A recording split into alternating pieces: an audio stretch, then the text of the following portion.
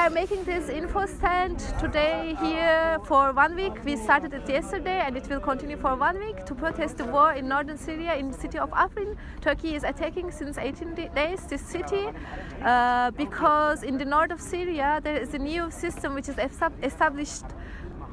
Like, we are the people living there, especially the Kurdish people, but not only Kurdish people, because this democratic autonomous system in the northern Syria is kind of the only solution to end the war in Syria, and this is called democratic autonomy, and the women emancipation is a big part of it. And the people have their own self-defense units, but it's not only this, they try to establish it life based on ecology and democratic participation and women liberation. And the biggest part of it is, of course, the women's self-defense unit, which are defending themselves against the Islamic terrorists, IS.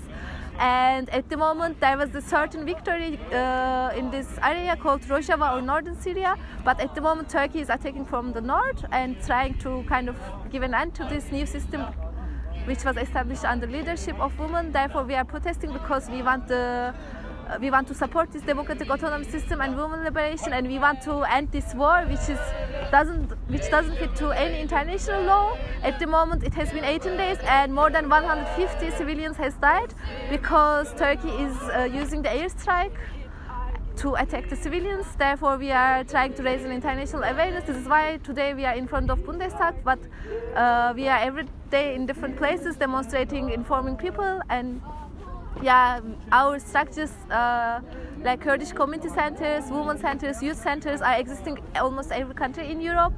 Therefore, we ask everyone to get in contact and support us to stop this war. Thank you so much. No problem. Thank you. If you'd like to tell us a little bit about We Make Waves and what you aim to do with it, that'd be, So as I mentioned a minute ago, I've been working in the music industry for a long time, and had been going to a lot of music industry conferences and festivals, and so had my co-founder Melissa. We met at a conference a couple of years ago which was one of the first that we'd been at, where people had kind of started including this topic of gender in music, quite often sort of grouped under the umbrella of diversity in music, which generally just meant sort of gender for some reason to people, and binary gender.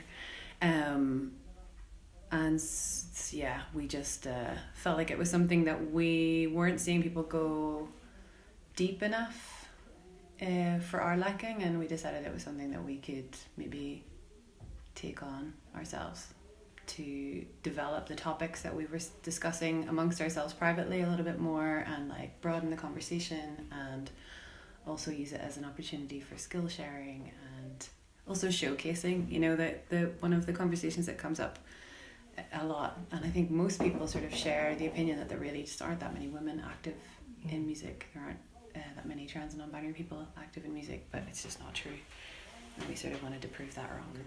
Would you say that Berlin is becoming more progressive in recent years? It's sort of hard to say. You could definitely find people who would say that it's become less progressive, I think, and a bit less daring, and people who would say that it has become more progressive. I think that it's very much a matter of personal opinion. It's a great place, and it's a very progressive place, and very left wing and open and accepting place, and always has been, as far as I can tell. But it's still, the music scene, especially the electronic music scene, can be very sort of bro-y, like, and a bit unapologetically so. White cis bro-y, not so much.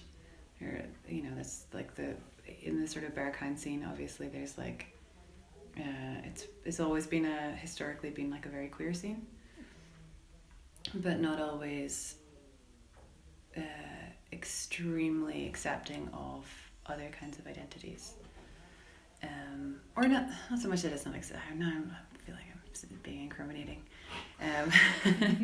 It's not that it's not accepting of them, but it's dominated for sure by a certain kind of type. So it's quite good to try and sort of broaden that and try and challenge that. And there are a lot of groups doing that at the moment. So, how would you say, like, would you say that women are negatively treated in the electronic music scene in Germany, or? I think that there is like, they're definitely not, they're underrepresented rather than, which is the biggest problem. There's just not enough diversity in electronic music. That's the biggest problem. And I think that like, it's if there were more, I mean, there obviously everyone has their kind of incidences of like, you know, everyday sexism, but it's more just that these women are not being booked for the clubs and festivals, and they're not getting the opportunities that their like cis male counterparts are getting, and that's holding them back.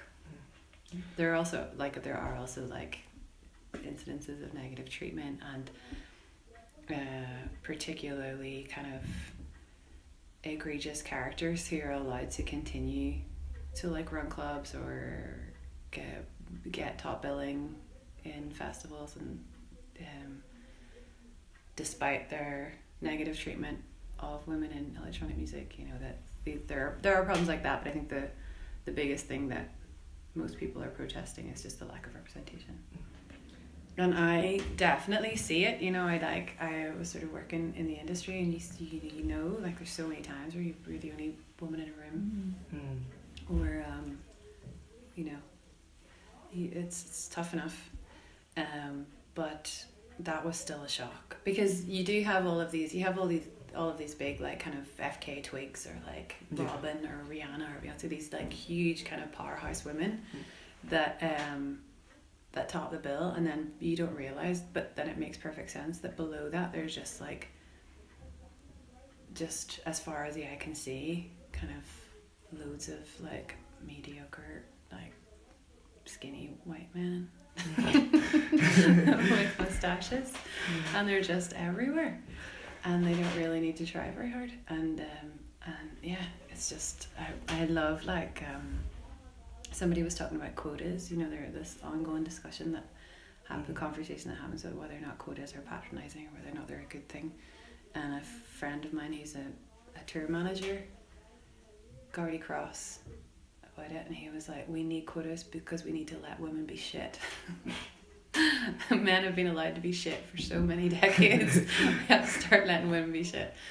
And I love that idea. I love the idea that like we're only allowed to like occupy these spaces if we are like literally Rihanna, or you know, and we're not, you know, there's not really as much space for women just to like plod along being like pretty mediocre, which is like a very honourable pursuit, which has like, you know, a whole host of other issues that come along with that, not just kind of like that you need to be excellent, but also that you need to fit all these very particular kind of sets of criteria. It's not very inspiring either, when it's either you have to be the best or you can't even try. Yeah, exactly. There's a lack of ability to try. That's kind because of, you also just need to be crap for a while. Yeah, you get good at anything. That's how getting good everyone's works. crap at one point. It's born good, you know. So that's a big thing that holds us back. I think there's an ongoing problem with acceptance and visibility of trans identities and trans issues the way there are elsewhere in the world, possibly to a lesser degree than some other places, but I'm not even that sure. Yeah, the issue, like, I mean, I think it's like, it's definitely it would definitely be like a massive pity, and it is a huge shame when feminists of any gender try to divide these groups up, because I think that the problem is the cis hetero patriarchy, of course, you know, which is our common enemy. So like, yeah, the issues are not always the same, but I think that the like the paths to like a solution run parallel for sure. So would you classify yourself as an intersectional feminist? Yeah, absolutely. I think it's the only way. That's great. That's wonderful. Thank you very much. Yeah, that's great. It was alright. It was usable. Awesome. Thank you so much. It was recording the whole time, wasn't it? Keys. Oh.